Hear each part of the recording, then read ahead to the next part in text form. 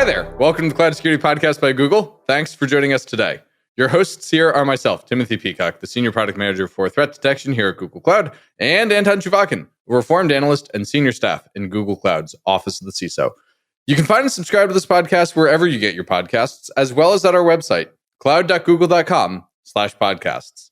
If you enjoy our content and want it delivered to you piping hot every Monday, please do hit the subscribe button in your podcasting app of choice. You can follow the show, argue with your hosts, and the rest of the Cloud Security Podcast community on LinkedIn. Today, Anton, this is a really fun episode. We're kicking off RSA week with a really fun preview of a topic that is near and dear to my heart. What, threat intelligence? You're suddenly a fan of threat intelligence? What happened, Tim? I thought you were a threat... No, not threat intelligence. Geopolitical cyber conflict. Okay, that does sound exciting compared to just threat intelligence because, yes, enough people still think of the, oh my God, I have a long list of bad IP addresses. And while we can educate these people and say, but sirs, these are not threat intelligence indicators, I don't think it's working. I think enough people still see threat intel as a big list of bad IPs, which is really sad because it's kind of the opposite of that. Look at today's episode. Well, I think as long as we don't have users rotate from it's a list of bad IPs to it's fun reading about bears, we'll end up in a good spot in the middle. So with those two polar opposite options, let's turn things over to today's guests.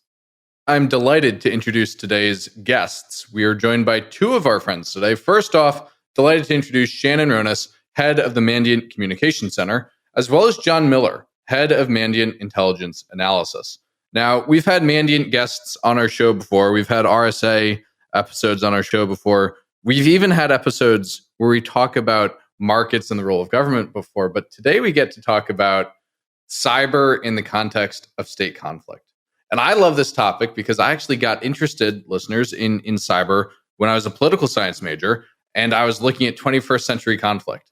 And so since more than a decade ago, this has been one of my favorite topics. And I think what's cool today is we get to talk about how organizations sometimes struggle with contextualizing what's happening to them, what they see happening in the world, and relating those two things to each other. So first, let's start off at the leadership level. What advice do you have for organizational security leadership, board leadership, when it comes to connecting cyber events that hit them with what's happening at the world at the geopolitical level? Yeah, thank you for having us. Definitely really interesting topic and excited to be here. I think the primary thing that I'd say is, we constantly hear questions from organizations in this category. We regularly work with organizations that are looking at a geopolitical conflict or some other kind of quote unquote bigger than cyber development and asking the question of what does this mean for threats to my organization? And the answer is one that's both highly subjective. There isn't one right answer. And it's highly important for an organization to be able to do what they need to do to use threat intelligence to drive the right outcomes for their team. So the important thing for leaders thinking about this is there needs to be some planning and framework in advance to be able to connect the dots all the way from something like the Olympics are happening, what does this mean for threats to my organization, all the way through to specific security actions that a team needs to be enabled to do, like hunting for undiscovered threats that are resident in an environment. So some of that makes a ton of sense to me. Certainly the Olympics are foreseeable. They happen every 4 years. What about unforeseeable things like, say, land wars in Europe? Yeah, so that's one of the crises that we've been managing as a company for quite a while, since it emerged last year in early January. And I think the secret and the key to be able to do really agile, really effective crisis response is to really focus on the fundamentals. As John said, you need to have all these frameworks in place. The reality is if you're already doing intel well in your organization, if you already have all the structures built out, if you already have all your communications cadences built out, if you understand your threat profile, that is the organizations, the entities, the threat actors that are likely to target you, but also sort of the introspective look at, well, who are the people, processes, and technologies that will make me a target? Where do I have gaps? Where do I have good visibility and bad visibility and the ability to detect and monitor and do something, right? If you have those good understandings and the ability already to quickly communicate and a good understanding of your stakeholders within the organization, who, as an Intel analyst, are you communicating to? What are their day jobs? What are the decisions that they're grappling with? And how can I use intelligence to help those, right? If you have all of that stuff built out, and again, these are the fundamentals of any good Intel apparatus, then when a crisis happens and you don't know if you need to spin up and it's very unexpected, you really just surge and you really just kind of push to a higher level the things that already exist and kind of shorten up the timelines and kind of shorten the loop from when you decide to take an action to when that action is actually taken. So the pre-work is the key word for when it comes to crisis management. And I think that applies to getting the sort of, to connect the dots, maybe not the dots, connect the picture on TV, the crisis, and the picture inside their sim, or as I try to joke in a little 90s manner, connect CNN to your ideas. Like, what is involved in linking the events in the political scale to events in the organizational sensors and detection logic? And it's like, that's been a puzzle. And I've seen a lot of organizations who are quite confused about it, frankly. Like they all only think about like, oh yeah, crisis, we're going to get a phishing email. I guess that's a relatively silly look at this, right? For you especially. But like, how would you approach building this connection in a useful manner? The good news is, based on lessons that we've learned across many situations of having to respond to this type of question, it is possible to establish the right framework in advance, and to be able to effectively answer those questions. And we're excited to talk about that. And what is the right framework? What are the components there? There are a few components that are involved that we're going to be highlighting. We break it down into a formula of delivering intelligence to the right people at the right time, in the right format, with the right content to help make the right decisions. So certainly several things that an organization has to think through in advance. If it was easy, everybody would do it. But at the same time, there are definitely good lessons to be learned from cases where organizations have had success dealing with these situations. And I would kind of add to that question. I mean, it's kind of a two-part question, right? There's the first part of, do I need to respond or proactively spin up? And then the second part of the question is, okay, if I do, how? What do I do, right? And the first part of that question is something that when we present on this at RSA, John is going to talk in depth about. But a lot of it has to do with understanding, again, I mentioned your threat profile, right? Do I, based on my industry, based on my vertical, based on my geography, based on cases that threat activity that I've observed on networked in the past, based on targeting that I've seen of organizations with a similar profile to mine, right? Having a full understanding of, and when I say threat profile, that is what I mean, mapping that understanding of yourself to the understanding of the threat landscape and the threat activity that you're looking at, right? If the threat activity matches my threat profile, do I think that there is a likelihood that I will be targeted and should proactively spin up? Yes. Then the question is, okay, but what is that threat activity? What's the potential risk to me and my organization based on that activity, right? If the potential impact is minor, right? And a lot of times when you're doing risk assessments or risk analysis, you can map these activities to a dollar value based on potential loss and flow-on effects and all of that stuff. So looking at it from that perspective, from a dollar value, is it more expensive or better for the organization for me to accept or transfer this risk? Or should I proactively, do something against it and kind of save us and provide efficiency that way? It really depends. It's a case-by-case basis. Not every organization is the same. Not every organization has the same threat profile or targeting profile. Not every organization is going to experience the impact of a successful breach in the same way. So, and this is something that we talk to organizations a lot about, is it's one thing to know that the adversary, it's incredibly important to understand the adversary and how they operate and what motivates them. But it is equally important to know thyself, know thy internal stakeholders. And again, then this is kind of moving into that second part of the question, right? We've decided to spin up. What do we do about it?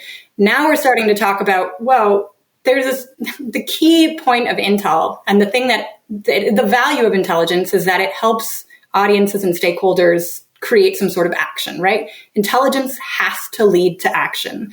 And the stakeholders in your organization are the ones who are responsible for taking that action. So just as you have to know thyself from an organizational perspective, what are my risks? What are my people, process, and technologies? Because that tells you what's the potential impact or likelihood of you getting exploited, you also need to understand your individual stakeholders. What do they do? What is their day job? What are they responsible for? Where are the decisions and the uncertainties that they're grappling with? Because if, as an intel analyst, you can get them the information to help them deal with those things in the context of a crisis, now you're enabling them to take actions, and you're creating this whole of organization response where everybody is moving quickly because they have the right intel at the right time. And that's that formula that John was alluding to make decisions quickly and to get things done and protect yourself before you deal with an issue.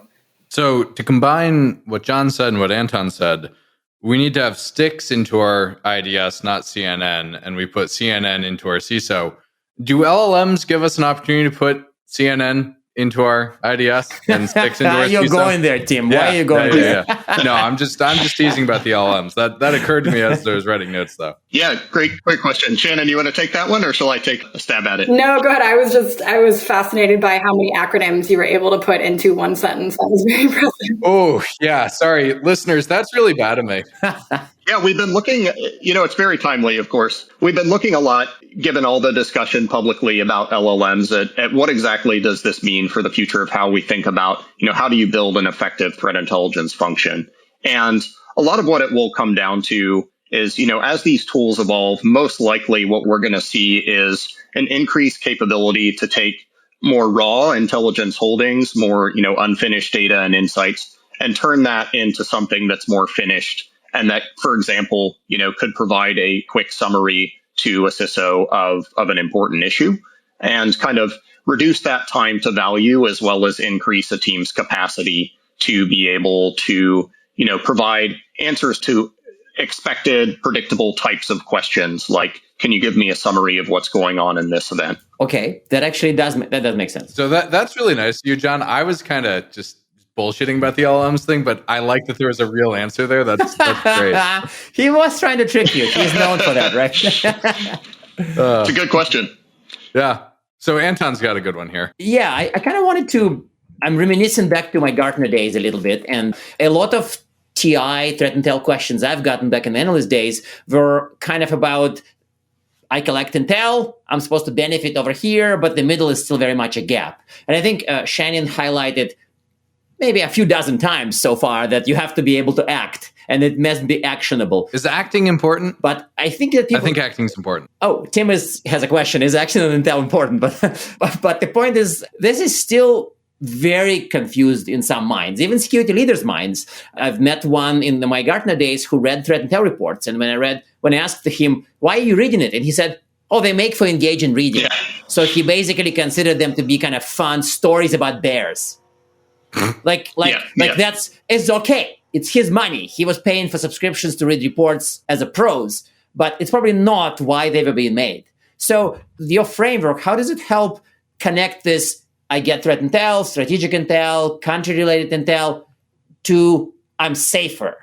This is a really common problem that we see a lot. And I think it comes back to a lot of times we see this kind of field of dreams mentality, right? This, if you build it, they will come. If you create the best analysis and the best report and everybody reads it, then everybody's safe. And that is absolutely not true.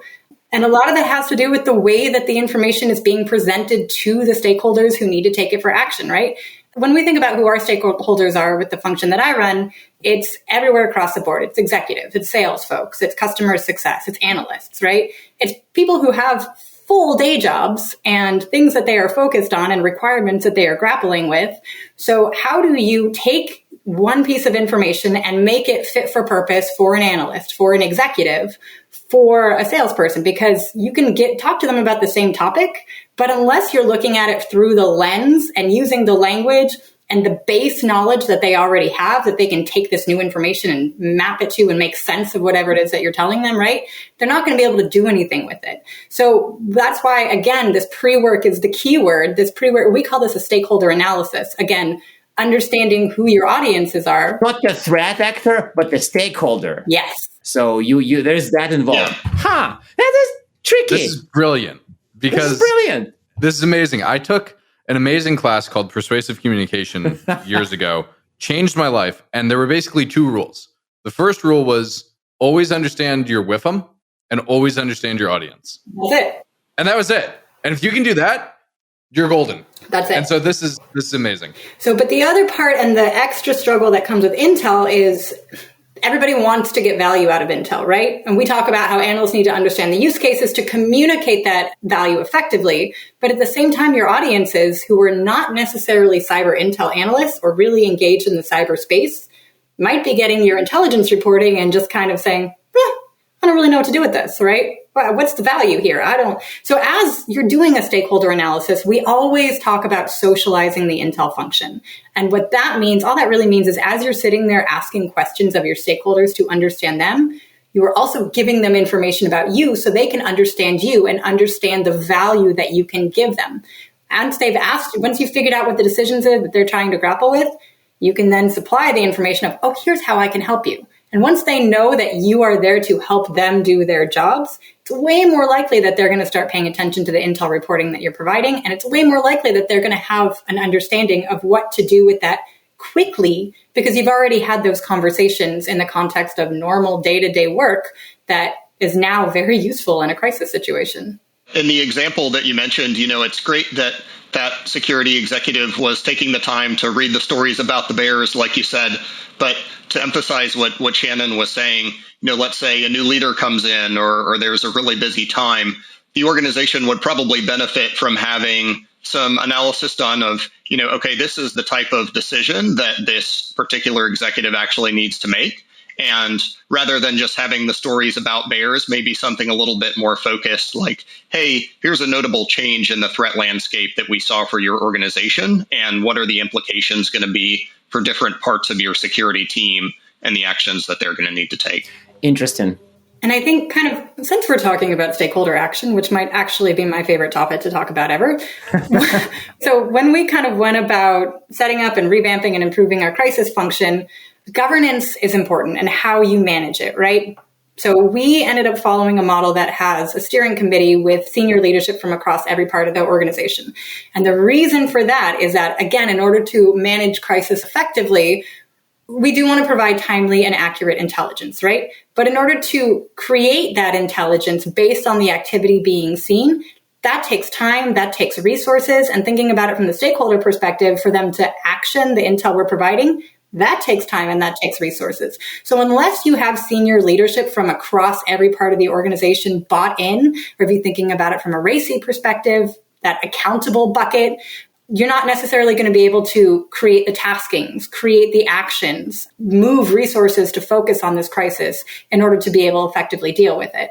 So having governance and organizational buy-in from the highest levels is incredibly important to make sure that you're not just providing information and saying, and everybody's reading your reports and saying, cool story, I'm too busy to deal with that right now. Yes, and that's not uncommon at all, even with leaders, especially if it goes even to CIO. I've seen examples when some reports go above CISO, and then it becomes a whole other tricky stakeholder analysis, as you pointed out, right? Because it may not be the same report who goes to CEO or CIO, the one that goes to a CISO or head of some security function, right? Yeah. Agreed. Probably a lot more, impactful in most cases at that level for someone to be able to briefly speak on a live call to, hey, this is the top one thing that you should be thinking about today in terms of an important change to the threat landscape, versus firing over, yet another email that someone may not ever have time to consume. So I want to get a little bit tactical for a second and ask, how does an organization know if they're actually getting value out of their threat intelligence? What are the KPIs to look for here? How do we know if what we're doing is good? Or maybe put differently, what do we expect to see get better as a result of this? Yeah, I think the important thing with that question is organizations really need to focus on what were the actions that were enabled by the intelligence that was provided around a crisis situation, and let that be the primary metric of, are we doing the right things or are we not? It's really easy in these situations for teams that are focused on delivering answers to their leadership to measure the answers directly and say something like, oh, we shared, an update on this timeline, or we delivered this many reports, or other measures that are directly on intelligence deliverables instead of the actions that were enabled But what if instead, in that example, the team looked at, was the organization able to effectively hunt for actors that were well aligned with who might target us in this situation? And was the organization able to effectively prioritize security alerts that seemed like they might have a connection to the situation? So measuring that kind of end user outcome is really the approach that organizations want to be able to take to answer that question of, are we accomplishing the right things and are we measuring the right things to do that? So it's not like indicators per hour or reports per week or something. Like there is a lot more, I guess, that you're making some with slightly cringy faces when I present some of the metric I've seen people try to measure Intel with. And I think that, I think that actually makes sense. Right. So I wanted to switch gears a tiny bit. And I'm being funny about it sometimes, or at least try to. And I think cloud providers, this is a cloud security podcast, so I want to try to build a little bit of a tenuous connection to cloud here. So it feels like being a cloud provider gives us sort of a strange and unique view of threat intel, because ultimately we see what affects our clients, right? Is there anything magical or special that to this process that us being a cloud provider adds? I think the fundamentals across crises are sort of platform agnostic, right? It doesn't, for me, I don't think it necessarily matters that it's a cloud provider. I think at the end of the day, we're looking at a problem that is a very human problem that can be facilitated by technology, because technology can sort of shorten the communication. But I'm open to being corrected. Yeah, the other thing that I would add is, this really goes back to what Shannon said about understanding your stakeholders. If you're trying to enable a team who's only protecting on-premise assets, then they may need to be able to do different things with the intelligence that you give them than if you're enabling a team that's also trying to protect cloud assets. And that's the important thing to keep in mind. So, having a strong understanding of what does it actually look like to take the right proactive and reactive security actions for cloud-based assets for my organization, and then the crisis intelligence function that's responding to these situations being well positioned to deliver those needed insights. That's the important thing when you think about how to manage this as an organization using cloud services. That actually makes sense to me, and I think that's clear. Well, it was maybe making less sense to me than it was about to make sense to Anton before I cut him off. What's actually different about cloud compared to on-prem for this? I don't think there's going to be one answer to that. But long story short, organizations that are, let's say I'm looking for an indication that an intrusion operator targeted cloud-based assets. There are going to be a number of things that are different. There are potentially going to be different tools that they have the capabilities to use across those assets to look for malicious activity. There may be different levels of visibility that they have into what's going on in the environment versus, let's say, if it was, a physical box that they could go work on directly. They may have a situation where there are different TTPs that are being used by sophisticated malicious actors that are tailored to certain cloud environments. So kind of all of the above, could potentially be considerations that, again, essentially mean, you need to be able to understand, okay, what are the actions that I'm trying to enable here? And what do I need to provide to enable those actions? Yeah, the actions certainly end up being different for cloud IR versus on-prem IR. We are sadly at time, so I'm going to ask our traditional closing questions. First, do you have recommended reading? And it can be anything, a book, a blog, not Anton's blog, that's been banned from the list. For today, just for today. And one tip to improve people's use of threat intelligence. I will go first. I would recommend the book that I'm currently reading, which is a series of poems by Mary Oliver. Oh, nice. Yeah, I'm enjoying every single one of them. And then in terms of advice for anybody looking to do better with threat intel, it comes back to that question: know thyself, know the threat actors, but above all, know thyself, know thy stakeholders, and just keep in mind that intelligence has to lead to action. Otherwise, what is the point? So I'm sorry, but I have to jump in. An intelligence expert, a very intelligent intelligence expert, tells me that knowing yourself is more important than knowing a threat actor. That blows my mind a little. Well, that to me speaks to not... What about the bears? What about them bears? That speaks to me to a very wise intelligence expert, not just an intelligent intelligence expert. Ideally, you would have both. That's the deal. It's just easy to get a little lost in, oh, this is so interesting, this is so exciting, this insight into how a threat actor is operating, and forget that first part about, okay, I have to not just understand the threats, but also how my organization lines up against them. and definitely important to understand both sides. Yeah, it has to be an iterative process. Just knowing the threat actor is one thing. Knowing thyself is how you truly get the most value possible out of the threat intel that you are consuming or producing, whatever the case may be. Well, what I love about this is it really gets back to what I always say on the show about CISOs not needing another security product, but really needing some time with a therapist or a family counselor. John, your recommended reading or one tip? Sure. I didn't come prepared to answer that question, but I think I have a good answer. I recently picked up a book called Sandworm that's about cyber conflict and is very timely both due to the Russia-Ukraine conflict, as well as happens to involve a lot of folks that Shannon and I have worked with across the cybersecurity industry. So definitely worth a read, just given the events that are happening in the world. And your second question, I think one of the most memorable things for me as I've been thinking about this topic is, again, the importance of being able to measure what do I need to do and am I successful in terms of those end user actions. Typically, you don't want the end state of what an organization does with threat intelligence to stop at getting the threat intelligence. You want to be able to enable some action, and that's the important thing to be able to measure. Well, John, Shannon, fascinating discussion. Thank you so much. I'm looking forward to the RSA talk quite a bit. Thanks for joining us today. Thank you for having us. Thank you. And now we are at time. Thank you very much for listening and, of course, for subscribing. You can find this podcast at Google Podcasts, Apple Podcasts, Spotify, or wherever else you get your podcasts. Also, you can find us at our website, cloud.withgoogle.com/cloudsecurity/podcast. Please subscribe so that you don't miss episodes. You can follow us on Twitter, twitter.com/cloudsecpodcast. Your hosts are also on Twitter at Anton_Chuvakian and _Team Pico.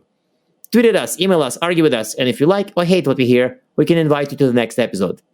See you on the next Cloud Security Podcast episode.